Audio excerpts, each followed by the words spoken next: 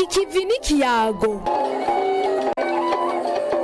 Ikivi n'ikiyago. Ikivi n'ikiyago. Umwanya ku barundi bari mu gihugu n'ababa mu mahanga ngo bahanahana ivyiyumviro ku iterambere ry'igihugu. Murundi aho uri hose. Kirabandanya mu ntangamarara twari twavuze yuko tuza guha ijambo bagenzi bacu bari hirya no hino. Reka duhere kuri mugenzi wacu Alice Ndayizeye yaragiye mu Gatumba atubwire ingene yasanze ivy'igiturire vyifashe.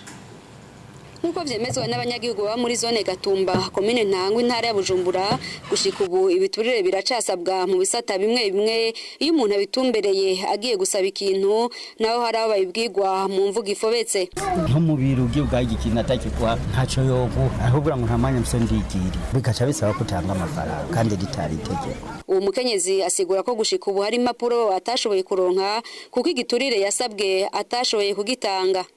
Ntanze nk'akarero mbere katari ku nari maze igiti muri vya bipapuro byitwa vya ntaho nikora nk'abakozi ba leta basanga bafise mituweli batanga igiturire c'ibihumbi 500 bijya bipapuro bakabironka mugo nakwe turabakene tukabura ivyo bipapuro abonetse undi muntu afise amahera we ntakwandikira wuce usubira inyuma. Abanyagihugu mu Gatumba y'amara baremeza aho gutanga ibiturire bizana ingaruka mbi ku mpande zose. Ufise ukuri ndaguhabwa kubera cya giturire urabona uyu muntu agitanze arafungwa uwushakiriye nawe agafungwa bya bikorwa yakora biba bigikwiriye. Naho biruko berekana ko bitoroshe kureka gutanga igiturire bakigusavye. Mbamba ngwaye cyangwa ngwaje mfise umuntu ari mugasho nkaca nimva none je no yatanga gusubira kwibaza yuko kizoba ingaruka mbi ndagitanze cyo kucibaza. Bamwe muri abanyagihugu basa mbere nabihebuye kwigiturire bitagishoboka ko gituzwa. Vyoca kure byo gukorwa n'Imana kuko abana b'abantu n'ibigeugeho ushobora kwiyumvira ngo barashobora kubigororwa cyo usanga bigorana cyane. Aba bategetsi barazi ko igiturire kibo gitigera kibura n'umunsi n'umwe namaze kubafyondera akantu uvuze ko atanze igiturire bavuga ko mubesha kubera agize ntafise agafaranga yatanze. Niyo mpamvu rero kugira ngo ico giturire gituzwe ndimwe nk'imyaka kivuzwe subu mugo kugira ngo kije mu ngiro vyarase. Ariko kandi hari ivyo bavuga ko bibaza ko vyogira ico bihinduye nko gushiraho aho umuntu yoca mu kwerekana ibiturire biriko birasabwa n'ibindi. Kugira ivyo bintu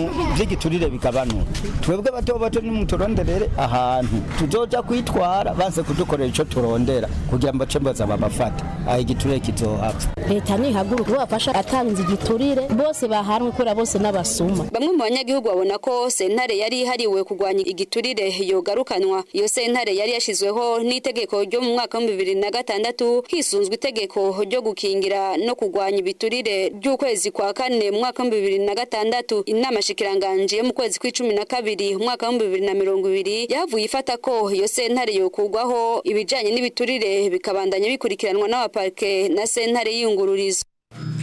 Egome Alice Ndayizeye yari yagiye mu Gatumba tumushimire. Reka twumvirize Alexis Nibasumba nawe yaganiriye n'abanyagihugu bo mu Rumonge.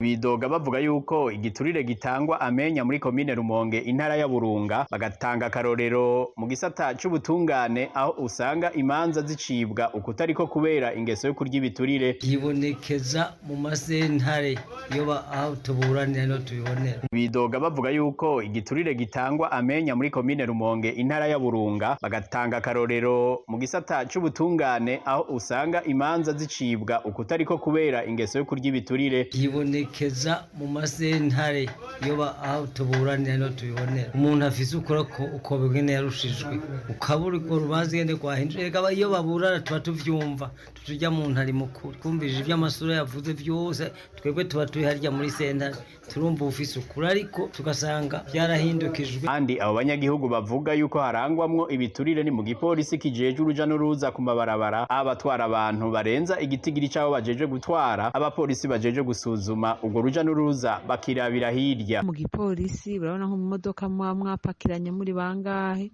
mu gace impande y'igipolisi wabona yuko aba bantu bahava babafata bakabaca amande ariko tukarengana tugahagarara bakaramukanya hanyuma tukarengana. Mu rwego rw'igipolisi nabo nyine ntibakorera mu muco. Hari abo usanga bazinduka ku mabarabara ari naho usanga ivyo biturire bitangirwa ugasanga umuntu ntiyari mu mategeko mu by'ibarabara ugasanga bashira mu bwatizanaya bikaba biheze canke ahandi naho ugasanga peji runaka arakiriye urubanza canke arakiriye umuntu canke ati mbohera urya muntu ndaguhaya. Abanyagihugu bakaba basa n'abamaze kwihebura kuko babona ko bitazoshoboka gutuza ingeso yo kurya ibiturire, bagasaba ariko leta gufata ingingo zose zishoboka zo guhana abaka hamwe n'abatanga igiturire. Abajeje gufata ingingo bivira hasi, twebwe abenegihugu tubandanya tunuma kubera haraho uvuga uti mbega navuga bake banyirukako ngo navuze ibi nabonye ibi gacunuma nyene. Ni kuza barahimiriza ababijejwe, abatware boza barahimiriza, ndetse hakaboneka n'indongozi zumva urukundo rw'igihugu cabo cane cane, kuko nabo bamenya uwagitanze nubwo bamenya umuntu yatsinzwe yari afise ukuri. Nta ngwirikizi tubibona mw'irabo. Leta nifata ingingo yo guhana uwagitanze ahanwe, uwacakiriye ahanwe, uburoro bugaragara. Iyo myidogo y'abo banyagihugu bo mu gisagara ca Rumonge yibonekeza mu gihe ico gisagara nyene cari carabaye mu bisagara vya mbere leta yari yuguruyemwo ibiro vy'igipolisi kijeje kugwanya ibiturire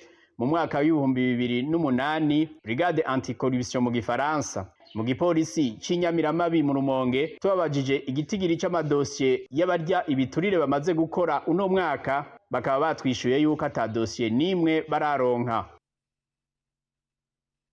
Sumba yari mu Rumonge. Reka twumvirize Jide Ndayishimiye nawe yaganiriye n'aba hano mu gisagara ca Bujumbura. Kujya matenze mu mwaka w'ibihumbi ijana yatakoze bisaba yuko nyumba 10 canke uwundi aza kukwemerera kugusinyira mu gakaye k'umuryango. Abo ni bamwe mu banyagihugu mu gisagara ca Bujumbura bavuga ko basabwa gutanga amahera iyo bituye bamwe bo mu ntwaro kugira ngo batunganirize co kimwe na bamwe mu batanga ubuzi. Ibiheza ntibiborohere kubera mikoro make. Ari nk'umuntu aje kumenya akazi afya kumakaza akambwira ati nk'akazi k'ibihumbi 500 akajya matenze mu mwaka w'ibihumbi ijana yatakoze. Shobora kuja ku ikomine kiyo kwandikisha umwana bakagenda ko kwaka timpa kavemiri ngaho ugenda kigukorera.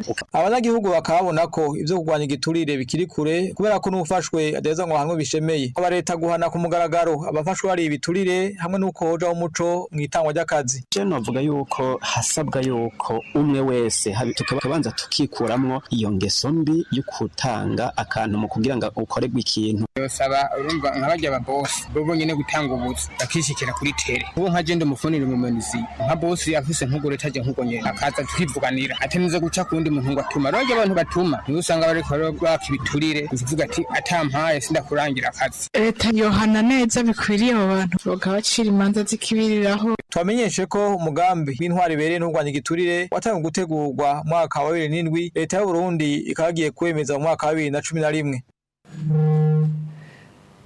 Abo twatumye mu Rumonge na hariya mu Gatumba no mu ngaha mu gisagara ca Bujumbura tukaba rero tubashimiye. Muri make rero ngira ngo mwumvise bavuze nka yimwe twari ko turavuga yuko igiturire catevye kiraja mu buzima bw'abantu bose ku buryo umenga nibisanzwe. Reka duhere kuri Felicien hanyuma duhabe tuja kuri babatumire bandi twabwira turi kumwe ngaha muri studio. Uvyumva gute wewe wumvije ibyavuzwe mu Gatumba no mu Rumonge no ngahe Bujumbura? Ni bimwe twavuga ati igiturire nta uhakana ko kitahari, mugabo nagira ngo nshingira ko menga barihebuye abo bantu babagira bakarenganya nkako tubaremesha yuko inzego z'igihugu bunye atacu zitariko zirakorana kimwe kugira ngo ibintu bihagarare. Bariko baribaza ati none atema sentare ntacari karagira umugani baza yuko uyu munye muntu nabo nyene bova mu bwoba nta muntu unya arega umuntu yatanze igituriye kugira yasavye igituriye agenda dahano. Abo bafise imanza mu Rumonge turabizi hari imanza nyinshi natwebwe duha twishikirayo turaje kuraba turashika ku rubuga tukaraba kandi abarinze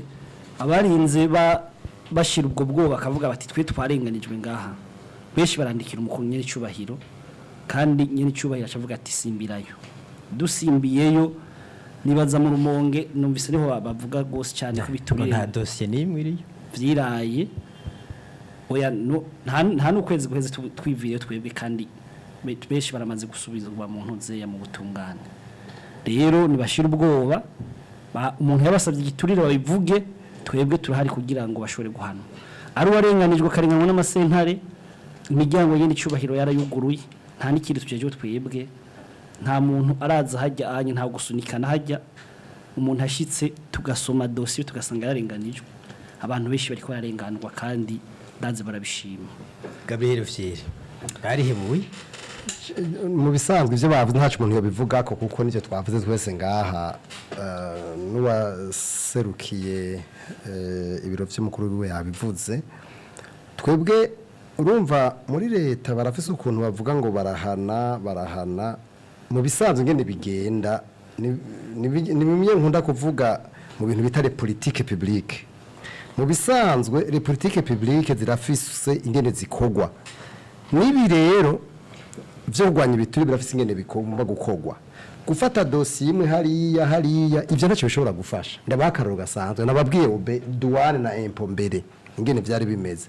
douane na impôt no kuvuga yuko iyo baguma bagira bavuga ngo bagira bahana umuduwani umwe kuriya ngo bahana umuduwani hariya babita ngo baverempo mu verempo umwe hariya mu verempo hariya none niba barabafata ariko ntibyari byaranse guhera umuntu rero agomba kurwanya igiturire agira de reforme utagize reforme ntibikunda eka iyi justice ributungane dufise uno munsi bwaguma ukuburi uko mubona n'Imana izoza twese turi ngaha bida ntibizova nabo nagiturire zova kigwanijwe ico ni cyambere iyi administrative office uno munsi ukwiri uku niri tegeko mubona baraye bashize rivango découpage administrative ko babishizeho nagenda kubwire batagize reforme profonde de l'administration publique à l'image de Robert tuzoguma tuvuga ntabwo bizopfa kishobotse ivyo urumva si ibintu umuntu ndakurondera n'ubuhinga ugira ni reforme profonde ugashiramwe abantu bashasha nabarya bizwa ko bariyo urabaha ibibazo bakagaruka gushasha avec des nouveaux contrats canke nani masezerano yandi mugabo bakumva yuko ibintu vyahindutse mugabo nababwiye umuntu ngene akoze ingene amenyera arimenyera agahava abona kumenye ibintu bisanzwe aba bacamanza bose no kubirukana bose kujya tanwa bavuyeho bakabuza bushasha mugabo urabona bimwe bita guhomera ko gufata imivyirwa gumutsigira kuzigira bijya ntibishobora gutuma ibintu bihinduka none babwiye ndi ngaha mureke bane dutereke aba procureur aba magistrat batabakuye bose ngo banze basubire kuba bakoze bushasha kuje bagize muri Robert ivyo dukora byose ntabwo bizopfa bishoboza donc mu ijambo rimwe il nous faut des réformes profondes